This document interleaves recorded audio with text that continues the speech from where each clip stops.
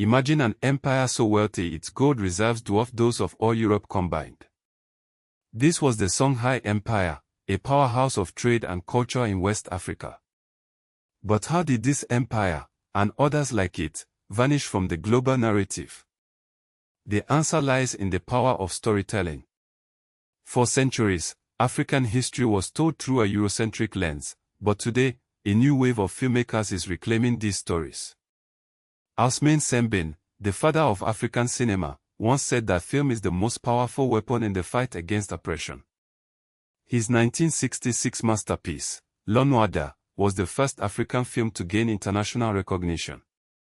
It told the story of a Senegalese woman working as a maid in France, a stark critique of colonialism.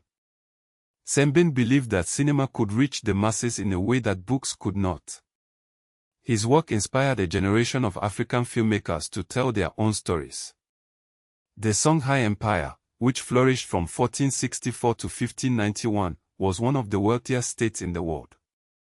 Under the rule of Askia Muhammad I, it controlled the trans-Saharan gold trade, with reserves that surpassed those of contemporary European kingdoms. Yet, its story was nearly lost to history. Today, AI-generated documentaries are bringing these empires back to life. One such film, The African Empire That Was Richer Than All of Europe, uses cutting-edge technology to visualize the grandeur of Songhai. This is a new frontier in African cinema, where technology meets history. Queen Njinga of Nongo and Matamba was another figure whose story was nearly erased. She ruled from 1583 to 1663 and led armies against Portuguese and Dutch colonial forces. Her refusal to sign a treaty that would enslave her people made her a legend. The Netflix series African Queens, Njinga brought her story to a global audience, but not without controversy.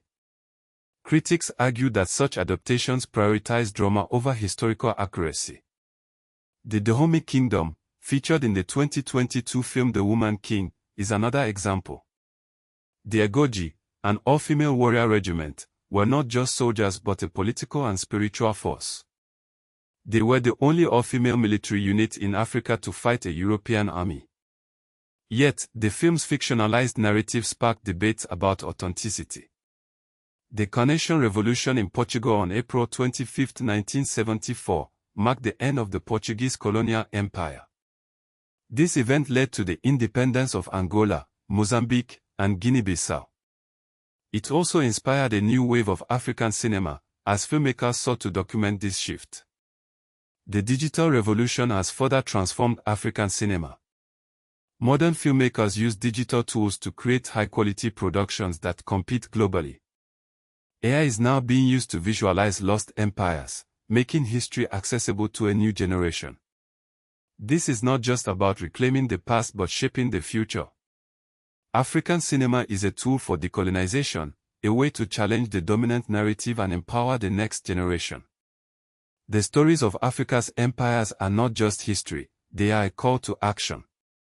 As we look to the future, one question remains: how will you contribute to this revolution?